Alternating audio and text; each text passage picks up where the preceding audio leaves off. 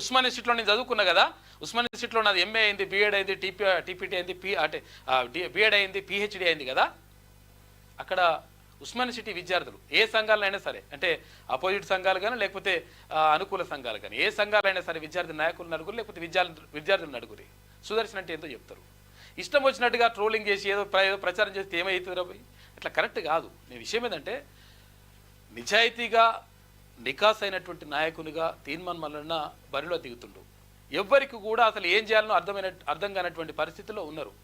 ఈ నేపథ్యంలో ఏదో ఒకటి చేయాలి, ఏదో ఒకటి ట్రోల్ చేయాలనే ఉద్దేశంతో రకరకాలుగా నేను కొన్ని వేల మంది 46 బాధితులతో మాట్లాడినా. మొట్టమొదట క్యూన్యూస్లోనే 46 ఏదైతే జీవో ఉందో ఆ జీవో రద్దు చేయాలని చెప్పేసి మాట్లాడింది సుదర్శన్, తర్వాత తీర్మాన్ మల్లన్న. మేమిద్దరం మాట్లాడినాం. ఏమని మాట్లాడినాం, అరే అనవసరంగా అయితే విద్యార్థులందరూ కూడా అందరూ కూడా నష్టపోతా ఉన్నారు, వాళ్ళకి న్యాయం జరగాలని చెప్పేసి. ఎందుకు కారణం ఏంటి అంటే సుదర్శన్ అంటోడు డైరెక్ట్ గాలికి వచ్చినోడు కాదు. సుదర్శన్ అంటోడు కింద నుంచి వచ్చినోడు. తర్వాత చాలా నేను కాంపిటేటివ్ ప్రిపేర్ అయినా.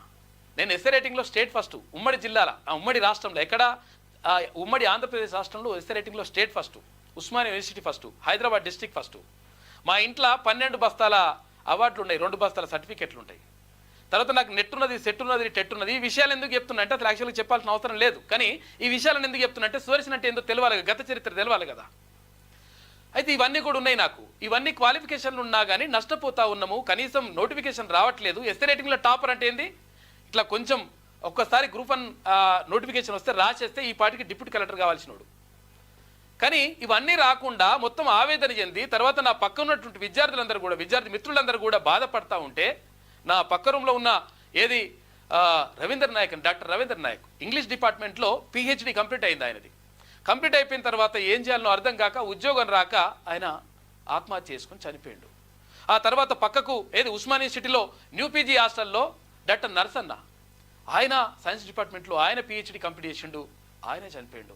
ఇట్లా చాలా మంది చనిపోతా ఉన్నారు. దీనికి పరిష్కారం ఎట్లా? ఈ ప్రభుత్వం మనము నీళ్లు నిధులు నియామకాల కోసం తెచ్చుకున్నటువంటి ప్రభుత్వము మొత్తం నాశనం చేస్తూ ఉంది అని చెప్పేసి గత ప్రభుత్వంలో బాగా బాధపడి ఏం చేయాలో అర్థం కాక రకరకాలుగా వెలుగుదిన పత్రికల్లో కానీ, ఈనాడులో, ఆంధ్రజ్యోతిలో కానీ, తర్వాత ఆదాబ్ హైదరాబాద్లో కానీ రకరకాల పత్రికల్లో వ్యాసాలు రాసిన, నేను ఎడిటోరియల్స్ రాసి అట్లా రకరకాలుగా చేస్తూ ఉన్నా. తర్వాత ఇంకోటి ఏంటంటే నాకు తీర్మాన్ మల్లన్న చిన్ననాటి మిత్రుడు నాకు. తర్వాత ఆయన అన్నాడు అంటే సమాజం కోసం మంచి పోరాటం చేస్తూ ఉన్నాడు, ఆయన నిజంగా మంచి భావాలున్న వ్యక్తి. సమాజానికి తర్వాత ఇక్కడ ఉన్నటువంటి యువతకు కానీ, విద్యార్థులకు కానీ, నిరుద్యోగులకు కానీ అన్ని వర్గాల పక్షాన కొట్లాడతామనేటువంటి ఒక మంచి సంకల్పం ఉన్న వ్యక్తి తీర్మాన్ మల్లన్న. కాబట్టి తీర్మాన్ మల్లన్న పిలిచిండు, అన్న అది నువ్వు వస్తే ఒకసారి మనం దీని గురించి సమాజంలో కొంత మనము చేయాల్సి ఉంటుంది, చేద్దామని చెప్పేసి అంటే 100% నీకు తోడుగా ఉంటా అని చెప్పేసి నేను వచ్చిన. అంటే ఇట్లా ఇష్టం వచ్చినట్టుగా, అంటే ఒక్కసారి మీరు సుదర్శన్ చరిత్ర తెలుసుకో, సుదర్శన్కి సంబంధించినటువంటి ఎవరినైనా కనుక్కోండి. అరే ఇష్టం వచ్చినట్టుగా మాట్లాడేసి అది తీర్మాన్ మల్లన్నకు మలిపేసి మళ్ళా ఇప్పుడు నేను మాట్లాడినని చెప్పేసి క్రియేట్ చేసి దాన్ని తీర్మాన్ మల్లన్నకు మలిపి రకరకాలుగా ఇట్లా రుచ్చ రాజకీయాలు చేస్తే గలీజ్గా ఉంటుంది నాయన. ఇప్పుడు మాకు కొంతమంది గురించి తెలిసింది, ఏది కొంతమంది వ్యక్తిగత జీవితాల గురించి ఎవరైతే ట్రోల్ చేసినారో, ఎవరైతే కొంతమంది మనుషులు ఉన్నారో వాళ్ళ పేరు కూడా నేను చెప్పా, అవసరం కూడా లేదు నాకు తెలిసి. కాబట్టి ఆ ట్రోల్ చేసిన వాళ్ళ గురించి వ్యక్తిగత జీవితాల గురించి కూడా తెలిస్తే మేము లైట్ తీసుకుని వదిలేసాం. ఎందుకంటే వ్యక్తిగత జీవితాలు అవసరం లేదు రాజకీయాలలో అని చెప్పేసి మేము లైట్ తీసుకున్నాం. కానీ ఇంత చిల్లర ఇంత చేస్తారని చెప్పేసి అనుకోలే. 46 బాధితుల గురించి మొట్టమొదట మాట్లాడేది మేము ఇక్కడ క్యూన్యూస్ నుంచి మాట్లాడినాం. ఎందుకంటే వాళ్ళకి అన్యాయం జరుగుతూ ఉంది పాపం. అంటే ఇట్లా జీవో తీసుకొచ్చింది కదా ప్రభుత్వం, దీని అన్యాయం జరుగుతూ ఉందని చెప్పేసి ప్రశ్నించడం, మనం మాట్లాడినాం. కొన్ని వందల వీడియోలు చూపిస్తాను నేను, నా గురించి కావాలంటే మేము తీర్మాన్ మల్లన్న కానీ తర్వాత క్యూన్యూస్ కానీ మాట్లాడి కొన్ని వందల వీడియోలు 46 జీవో బాధితుల గురించి. ఫస్ట్ అసలు యాక్చువల్గా దీని మీద అవేర్నెస్ అసలు కనీసం అవగాహన లేనప్పుడు సుదర్శన్ అంటోడు మాట్లాడిండు. ఇట్లా నేను ఇప్పుడు నిమిషాలు ఇప్పుడు గంటలు అవన్నీ కూడా ఉన్నాయి వీడియోలు, కానీ అవన్నీ చూపించలేదు. ఒక చిన్న ఎగ్జాంపుల్ మీకు చూపిస్తా, మీకు అర్థమవుతుంది కనీసం. అయితే నేను ఏమంటున్నంటే ఇష్టం వచ్చినట్టుగా ట్రోల్ చేసేసి ఇష్టం వచ్చినట్టుగా ఏమైనా చేస్తే ఏమొస్తారని ఆయన, అది కాదు కదా కావాల్సింది. ఇంకో పెద్ద ఎందుకు, ఇప్పుడు చాలా ఉన్నది కానీ చిన్న ఎగ్జాంపుల్ ఇస్తా. ఇప్పుడు జీవో నెంబర్ 46 తీసుకొచ్చారు, జీవో నెంబర్ 46.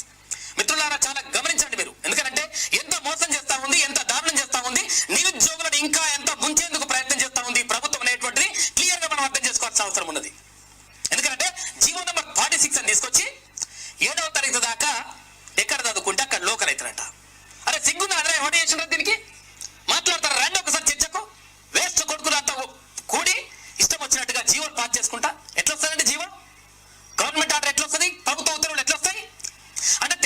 రాష్ట్రం సాధించుకున్న తర్వాత తెలంగాణోడు ఎవడైతే ఇప్పుడు పక్క జిల్లాలు ఏమైతే హైదరాబాద్ కాకుండా పక్క జిల్లాలు ఏమైతుంటే హైదరాబాద్ లో జాబ్ చేయడానికి వీల్లేదంట. కానీ ఈ జీవో నెంబర్ 46 తీసుకొచ్చేసి ఏ జిల్లా వాడు కానీ తెలంగాణకు చెందినటువంటి ఏ జిల్లా వాడు కానీ హైదరాబాద్ లో జాబ్ చేయడానికి అనర్హుడు. తర్వాత 7వ తరగతి వరకు లోకల్. 7వ తరగతి వరకు లోకల్ అంటే ఏ రాష్ట్రపోడైనా వచ్చి వాడు ఏందన్నా ఒక బోనోఫైడ్ సర్టిఫికేట్ సంపాదిస్తే వాడు తెలంగాణలో లోకలే కూర్చుంటాడు. ప్రభుత్వం ఏం చేస్తా ఉంది, లేకపోతే అక్కడ టీఎస్పీఎస్సీ పీక్తుందా గడ్డి? ఇది ఎప్పుడు మాట్లాడింది? ఇది జూన్ 30 తారీఖు 2023. అంటే గత ప్రభుత్వంలో, ఈ ప్రభుత్వం రాకముందుకు 6 నెలల ముందు, ఆ జీవో వచ్చినప్పుడు 6 నెలల ముందు, ఈ ప్రభుత్వం రాకముందు 6 నెలల ముందు మాట్లాడిన మాట. ఇది ఒక్కటే కాదు, మీకు చూపించాలంటే అసలు చెప్తాను కదా, ఇవన్నీ కూడా చాలా ఉన్నాయి. ఇప్పుడు ఈ పిల్లగాడు వచ్చి ఇక్కడికి వచ్చి ఏడిస్తే అరే మస్తు బాధ అనిపించింది. 2 రోజులు అన్నం తినలే నేను. అరే ఎందుకని నా మిత్రులు అడిగినరు, అరే రూమ్లో ఉన్నావు ఎందుకు తింటలేవు బయట ఇట్లా మొత్తం బాధపడుతున్నావు అని అట్లా చేస్తున్నావు అంటే, చాలామంది నా మిత్రులు పాపం చనిపోయినరు వాళ్ళు. అరే ఈ పిల్లగాడు వాళ్ళకు భరోసా కల్పించాల్సినటువంటి బాధ్యత లేదా? గత ప్రభుత్వం ఇది చేస్తూ ఉంది. ఇది చేస్తూ ఉంటే కనీసం ఒకడన్నా వాడు మంత్రి లేకపోతే ఒకరన్నా ముఖ్యమంత్రి కనీసం ఒక ప్రకటన ఇస్తారు అని చెప్పేసి అనుకుంటే కనీసం ప్రకటనలు ఇస్తలేరు, వాళ్ళ గురించి మాట్లాడతలేరు. ఈ పిల్లగాడు ఏం కావాలి? ఎందుకనంటే ఇట్లా ఆవేదన చెంది ఇట్లా అవుతా ఉన్నారు. కాబట్టి నా మిత్రులు అంటే ఎందుకనంటే ఇక్కడ ఎందుకు చెప్తా ఉన్నానంటే, నేను అంటే మొత్తం కూడా కాంపిటేటివ్ ప్రిపేర్ అయిన తర్వాత సెలక్షన్ డిప్యూటీ కలెక్టర్ కావాల్సిన నేను. ఎందుకంటే ఇక్కడ గ్రూప్ 1లో టాపర్గా ఉండేటోని నేను. ఎస్ఏ రైటింగ్లో స్టేట్ టాపర్ పై. అయితే ఇవన్నీ కూడా ఉన్నాయి. అన్నీ ఉన్న తర్వాత కూడా మనం ఏం చేయలేకపోతున్నాము. ప్రభుత్వం తీసుకున్నటువంటి నిర్ణయం వల్ల, గత ప్రభుత్వం తీసుకున్నటువంటి నిర్ణయం వల్ల ఇట్లంతా కూడా జరుగుతూ ఉందని చెప్పేసి బాధపడ్డాం. ఆ పిల్లగాడు ఇట్లా బాధపడితే 2 రోజులు అన్నది తినలే నేను. నా మిత్రులను అడుగు చెప్తాను, నా రూమ్మేట్స్ని అడుగుండ్రి. అరే ఎట్లుంటుంది భయ్? ఇగో ఇష్టం వచ్చినట్టుగా ఇగో ఎన్నిసార్లు చేసినాం. ఇక చూడు 46 జీవో పైన మళ్ళీ మొన్న మాట్లాడి చూడు, అంటే రెగ్యులర్గా మాట్లాడతాం.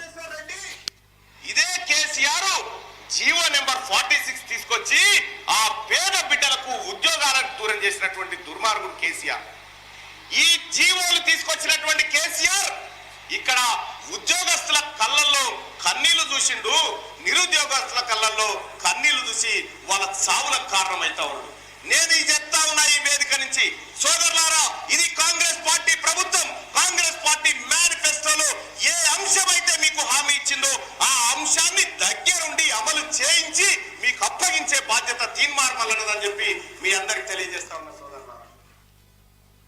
చూసిరా ఏం కావాలి? నేను ఏమంటానంటే, మేము ఎన్నిసార్లు మాట్లాడినాం జీవో నెంబర్ 46 గురించి స్పందించిన సీఎం రేవంత్ రెడ్డి. ఎందుకనంటే ఇక్కడ మల్లన్న క్లియర్గా తీసుకుపోయి ఓ లెటర్ ఇచ్చిండు, మా ముఖ్యమంత్రి గారికి లెటర్ ఇచ్చిండు, ముఖ్యమంత్రి గారితో మాట్లాడిండు. అరే జీవో 46 బాధితులు ఇట్లా బాధపడుతున్నారు సార్ అని చెప్పిండు.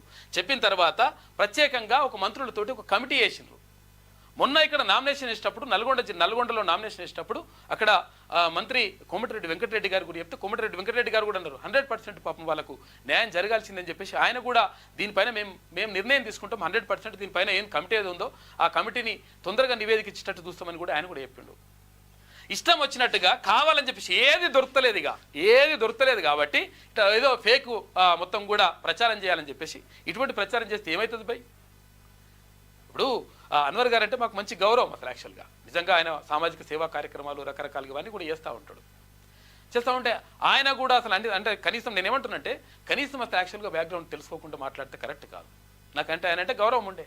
అంటే ఇప్పుడు కొంతమంది, ఇప్పుడు ఆయన కాకుండా తర్వాత ఇప్పుడు ఇంకా ఈ కొంతమంది నేను ఏమంటానంటే, వ్యక్తిగత జీవితాల గురించి కూడా సంబంధించి కూడా మాకు పూర్తి ఆధారాలు, వివరాలు తర్వాత ఇవన్నీ వచ్చినాయి.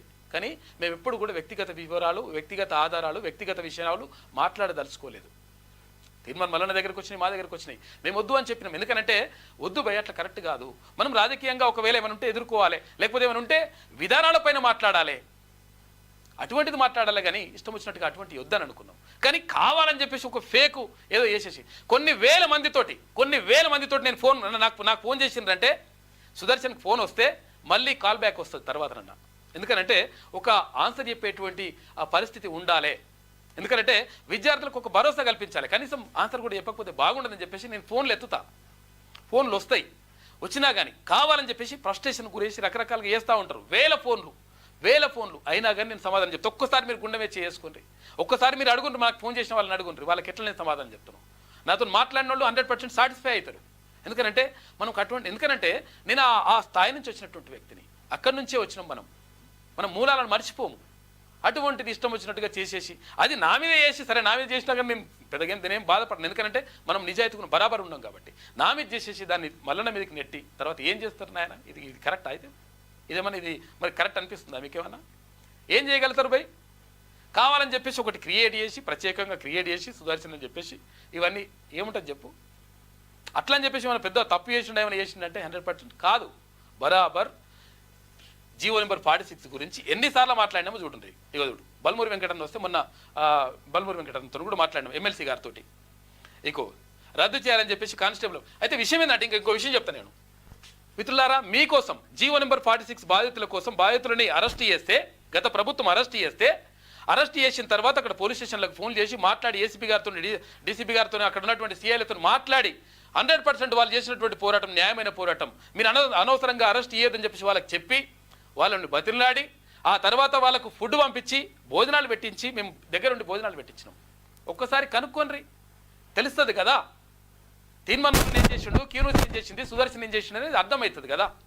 మేము భోజనాలు పెట్టి మేము ఎందుకు చేసినాం అట్లా? ఎందుకంటే పాపం వాళ్ళు బాగా బాధపడతా ఉన్నారు, పిల్లలు చాలామంది నష్టపోతూ ఉన్నారు. నా తోటి ఆ మిత్రులందరూ కూడా ఇట్లా బాధపడతా ఉంటే చూడలేక చెలించిపోయి అట్లా చేస్తే దాని గురించి ఏదో ట్రోల్ చేసేసి రకరకాలు చేస్తే ఏమవుతుంది భయ్? 100% నికార్స్ అయిన వ్యక్తి. అసలు యాక్చువల్గా విషయం ఏంటంటే మాట్లాడుతుందుకు ఏం విషయం లేదు. ఇక తీన్మన్మలన గురించి మాట్లాడడానికి ఏం విషయం లేదు. తర్వాత ఏం చేయాలో అర్థమైతే లేదు. పిస వేసి ఏదన్నా ఒకటి ఎత్తుకుందామని ఎత్తుకున్నారు, కానీ అదంతా కాదు భయ్. అట్లా ఉండదు లెక్క బరాబర్. ఎన్ని వందల వీడియోలు కావాలో చూడ్రి. అదేంటి జీవో నెంబర్ 46 గురించి ఎన్ని చేసినాం మనం. ఇవన్నీ చేసిన తర్వాత ఇవన్నీ జరుగుతున్న తర్వాత కొంతమంది మిత్రులు నిజంగా ఏంటంటే జీవో నెంబర్ 46 మిత్రులు కూడా చాలామంది నాకు మంచిగా ఉంటారు, మొత్తం మ్యాక్సిమం మంచిగా ఉంటారు. విషయం ఏంటంటే ఎవడో ఒకడు కావాలని చెప్పి చేస్తూ ఉంటారు. అవన్నీ కూడా పట్టించుకోవాల్సిన అవసరం లేదు. దయచేసి నేను ఏమంటానంటే ఇది కరెక్ట్ కాదు భయ్. మనము పోరాటం చేస్తున్నది అక్కడ బాధితుల పక్షాన పోరాటం చేస్తున్నాం. ఎవరికైతే అన్యాయం జరిగిందో అన్యాయం జరిగిన వాళ్ళ పక్షాన పోరాటం చేస్తున్నాం. 100% పోరాటం చేస్తాం. తీన్మన్మలన క్లియర్గా ఉన్నాడు, ఒక గొప్ప సంకల్పంతో ఉన్నాడు, ఒక మంచి పని చేయాలని మంచిగా అంటే బతికిన రోజులు అంటే ఈ జీవితం ఒక్కటే ఉంటుంది, మళ్ళీ జీవితం రాదు, వస్తుందో రాదో కూడా తెలియదు. అటువంటి జీవితాన్ని మంచిగా చేసుకోవాలని చెప్పేసి తీన్మన్మలన అనుకుంటున్నాడు. కాబట్టి ప్రజల కోసం మాట్లాడాలి. పబ్లిక్ అంటే ఇప్పుడున్నటువంటి బాధితులు ఎవరైతే ఉంటారో, విద్యార్థులు ఎవరైతే ఉంటారో, నిరుద్యోగులు ఎవరైతే ఉంటారో, ఉద్యోగులు ఎవరైతే ఉంటారో వాళ్ళందరి పక్షాన తెలంగాణ సమాజం పక్షాన మాట్లాడాలనుకుంటున్నాడు. కాబట్టి ఇవన్నీ కూడా చేస్తుంటారు. వాళ్ళకి ఏంటంటే దగ్గరకు వచ్చే పరిస్థితి కాదు, 4 ఓట్లకు వచ్చే పరిస్థితి కూడా ఎవరికి అంటే పరిస్థితులు కనిపిస్తలే ఎవరికి కూడా, ఎక్కడ కూడా దరిదాపులో కూడా లేరు. దాంతో ఫ్రస్ట్రేషన్ గురై ఏం చేయాలో అర్థం కాక ఇట్లా ట్రోల్ చేస్తూ ఉంటారు. దీని గురించి టైం కూడా వేస్ట్. అసలు యాక్చువల్ విషయం ఏంటంటే ఇదంతా కూడా అంటే ఎందుకు చెప్పాల్సి వస్తుంది అంటే అనవసరంగా చేస్తే కరెక్ట్ కాదురా భయ్. ఇట్లా ఏది ఆకాశం మీద పెండ కొడితే ఏడబడుతుందో తెలుస్తుంది కదా, అట్లనే ఉంటుంది లెక్క.